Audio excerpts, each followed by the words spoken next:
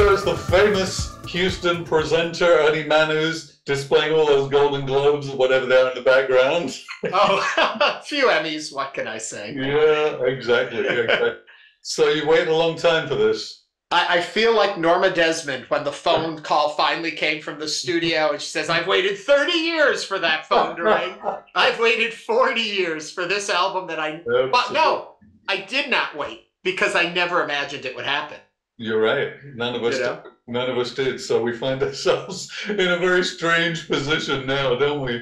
Oh, so excited though. Thrilled this has finally happened. And knowing you over the years, I will say to anyone listening, I never imagined you would have done this. You know, knowing you, knowing how you saw all of it, you enjoyed your time, but you had moved on.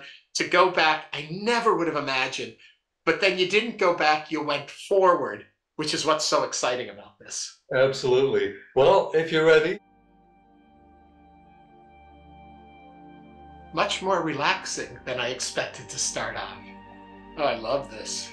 I don't know if this is what you intended, but I feel like this is kind of the passage of time since we last heard from you, and it's bringing us forward.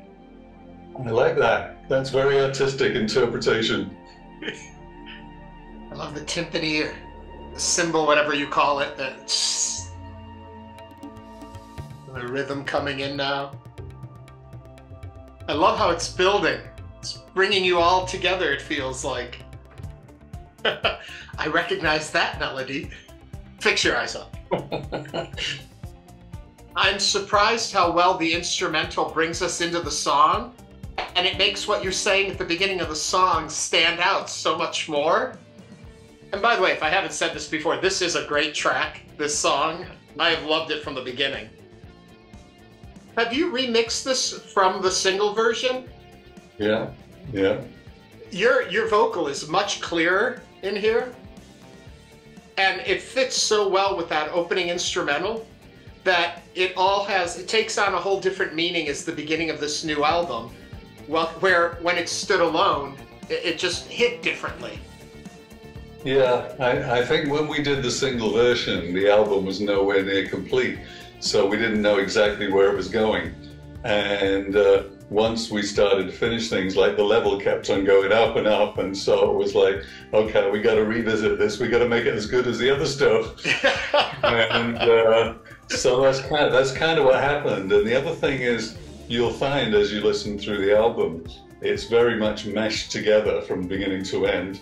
And some of them have these transition type things happening. And it just kind of takes us back. When we were kids, you know how exciting it was to listen to a whole album. And so we wanted to recreate that, really. Well, it's interesting. I may have mentioned this to you before. When I used to buy albums in the 80s and I would bring it home, first thing I had to do was listen to it from start to finish, all the way through, reading the liner notes, nothing else. Well, there's going to be a lot of liner notes on this one, I can tell you, because they made me write about the whole album, how it came to be, and then each song has its own as well. So you're going to have to listen through to the album several times, I think, to read all that.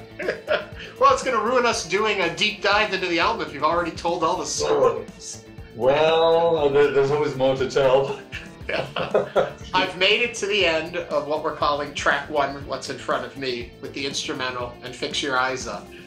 Oh my God, I almost want to cry. That's great. I love it. I don't know more to say about it because we've heard this track, and I'm so excited to hear what comes next.